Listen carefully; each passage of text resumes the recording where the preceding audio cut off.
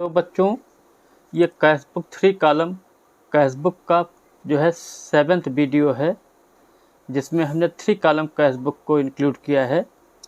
सबसे पहले हम क्वेश्चन को पढ़ते हैं। Enter the following transaction in A triple column cashbook. 2020 का केस है। 1 मार्च कैश इन हैंड आपका 40,000 है, बैंक ओवरड्राफ्ट 30,000 है। 2 March goods sold 25,000। 4 March goods sold for cash and paid into bank same day 24,000। 7th goods sold for cheque 14,000। 10 March paid to Kapil 8,150, he allowed discount 200. 12 March goods purchased and paid by check 4,100.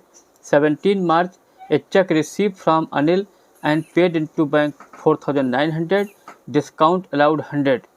20th March received check from Rajpal 1,850 in full settlement of his account 1,900.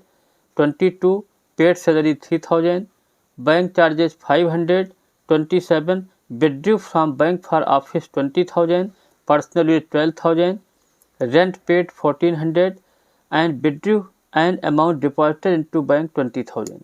3 column cash book दिया हुआ है। इसमें हमने cash, bank, discount लिया है। सबसे पहले date होगा, रिसीप्ट होगा, discount column, cash column, bank column. ये रिसीप्ट साइड के हो गए। इसी प्रकार पेमेंट साइड में date, payment, discount, cash, bank. तो सबसे पहले बच्चों यहाँ ये ध्यान देना है, 2020 दोनों तरफ लिख दिया। 1 मार्च को कैश इन हैंड दिखा है, इसको टू बैलेंस BD बोलेंगे कैश कॉलम में, क्योंकि ये असेट्स है। असेट्स का हमेशा डेबिट बैलेंस होता है, इसीलिए हमने टू बैलेंस करके डेबिट कर दिया। बैंक ओवरड्राफ्ट एक प्रकार की लायबिलिटी होती है, तो 1 मार्च करके जो है बाई बैलेंस BD करके हमने बैंक में दिखा दिया। फिर देखिए गुड्स सोल्ड किया 25,000 को 2 मार्च को। जब सामान आप बेचेंगे तो पैसा आएगा, तो 2 मार्च टू सेल्स करके 25,000 कैश में दिखा दिया। 4 मार्च को goods sold for cash and paid into the bank same date. अब आपने सामान बेचा है, बैंक में तुरंत जमा कर दिया है, तो ये आपका 4 मार्च को रिसीप्ट कॉलम में टू सेल्स करके जो है, क्योंकि चेक के द्वारा हुआ है, तो बैंक कॉलम में 24,000 आ जाएगा। 7 March goods sold for cheque, cheque के द्वारा आपने सामान बेचा है, तो 7 मार्च को फिर सामान बेचा तो टू सेल्स अकाउंट करके 14,000 बैंक में आ जाएगा। फिर यहाँ देखिए 10 मार्च को paid to Kapil 8,150, he allowed discount 200। अब आपने कपिल को दिया तो यहाँ 10 मार्च लिखिए, बाई कपिल 200 आपका डिस्काउंट कॉलम में आ जाएगा, और आपका जो है 8,150 आपका बैंक में आ जाएगा, क्योंकि यहाँ पर जो है आपने पेमेंट किया है। इसके बाद जो है आपका नेक्स्ट एंट्री आपकी दी हुई है, नेक्स्ट एंट्री दी हुई है 12 March goods purchase and paid by cheque 4,100। आपने 12 मार्च को बाई परचेज जो है ये बैंक कॉलम में चला जाएगा 4,100।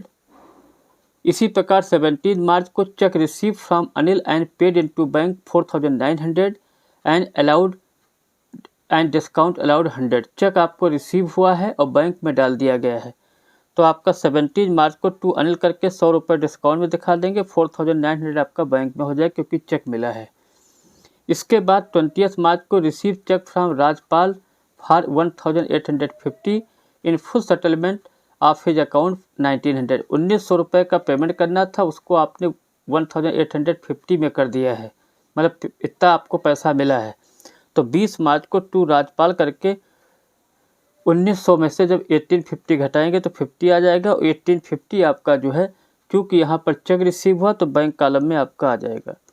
इसके बाद जो है 22 मार्च को आपने सैलरी पे की है, तो 22 मार्च डालिए, सैलरी करके 3,000 रुपये जो भी आपके कैश कॉलम में आ जाएंगे। इसके बाद 25 मार्च को आपने बैंक चार्जेस 500 किया है। अब ये चूँकि आपने बैंक चार्जेज है, तो इससे आपका जो है बैंक का फ़ायदा हो रहा है, ठीक है। तो ये आपका जो है 25 जनवरी को बैंक पर चार्जेस करके बैंक कॉलम में 500 रुपये जो है कैश साइड में दिखा देंगे। 27 मार्च को आपने जो है बैंक से ऑफिस यूज के लिए 20,000 रुपये निकाला, पर्सनल यूज के लिए 12 निकाला है, 12,000। तो जो है जब हम पैसा बैंक से ऑफिस यूज के निकालते तो कॉन्ट्रा एंट्री होती है, इसकी एंट्री होती है cash account debit to bank account. तो यहाँ पर 27 मार्च को टू बैंक करके हमने कैश अकाउंट दिया, टू बैंक क्या करके जो है बैंक कॉलम में टू बैंक करके कैश कॉलम में 20,000 दिखा दिया। और वही सेम फिगर जो है 27 मार्च को बाई कैश अकाउंट करके जो है बैंक में यहाँ क्रेडिट कर दिया। कैश में डेबिट कर दें क्योंकि पैसा कैश से निकला है और बैंक में क्रेडिट कर दिया, बैंक से पैसा माइनस हुआ है। इसके बाद पर्सनल यूज 12,000 है। पर्सनल यूज को हम लोग ड्राइंग्स बोलते हैं, ठीक है। तो ये चीज़ जो है 27 मार्च को बाई ड्राइंग्स करके 12,000 केवल बैंक में आ जाएगी। इसके बाद 28 मार्च को आपने रेंट पे किया है तो 28 मार्च को बाय रेंट करके 1400 दिखा दीजिए। फिर आपने 31 मार्च को amount deposited to bank, bank में आपने पैसा जमा किया है 31 मार्च को तो बैंक में जब पैसा जमा करेंगे तो बैंक अकाउंट डी या टू कैश, तो 31 मार्च को टू कैश करके जो है बैंक में 20,000 रुपये दिखा देंगे और उसके बाद जो है बाई बैंक करके कैश में जो है 20,000 दिखा देंगे। और जो फिगर से जैसे आपने देखा 27 मार्च की कैश में डेबिट हुई है, बैंक अकाउंट में क्रेडिट हुई है, इसके आगे सी लिख देंगे। सी का मतलब होता है कॉन्ट्रा। इसके बाद 31 मार्च में भी हमने सी लिखा है दोनों साइड में, कैश के भी जहाँ डेबिट में जहाँ टू कैश था वहाँ भी सी लिख दिया है और बाई बैंक के सामने भी कैश मतलब सी लिख दिया है। सी का मतलब सेम फिगर डेबिट क्रेडिट हो रही है। अब आप डिस्काउंट का टोटल लगाएंगे 150 आ जाएगा और उसके बाद जो है डिस्काउंट और क्रेडिट साइड का डिस्काउंट का टोटल 200 आ गया और डेबिट का 150 आ गया। इसका कभी भी हम डिफरेंस नहीं निकालते हैं।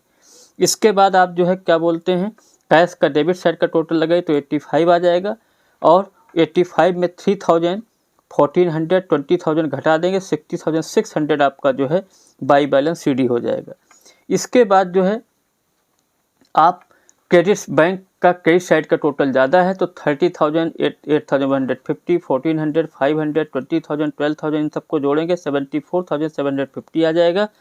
अब 17,450 में 24,000 1400 4,900 1,850 20,000 जब घटा देंगे तो 10,000 आपका टू बैलेंस सीडी हो जाएगा।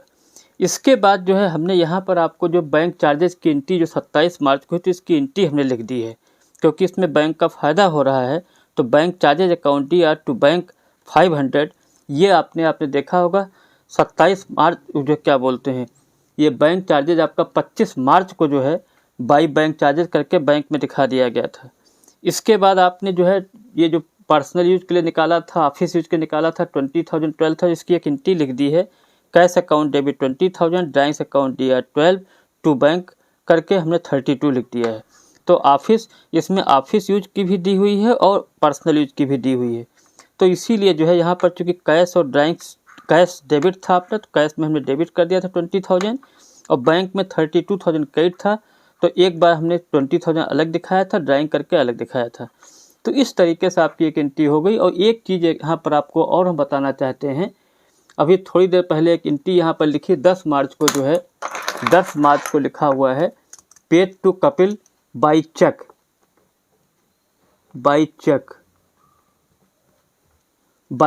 जो है ये आपने 8,150 जो किया था 8,150 क्योंकि इस एंट्री में थोड़ा सा कन्फ्यूजन हो रहा था तो यहाँ पर हमने 10 मार्च को अब चूँकि यहाँ चेक के द्वारा पेमेंट हुआ है इसीलिए बाई कपिल करके 200 तो आपका डिस्काउंट वाला हो गया। अब चेक के द्वारा पेमेंट हुआ तो आपने 8,150 हो गया। तो इस तरीके से जो है हमने इसके बैलेंस से निकाल लिए हैं। इसकी आप प्रैक्टिस करें, ठीक है, क्योंकि ये कैशबुक 3 कॉलम बहुत ही टिपिकल मानी जाती है। और एक वीडियो आपको हम ऐसा प्रेजेंट करेंगे जिसमें केवल टिपिकल जनरल एंट्रियाँ होंगी जो आपका बहुत ही कन्फ्यूजन दूर कर देंगी और आपको सवाल लगाने में आसानी होगी।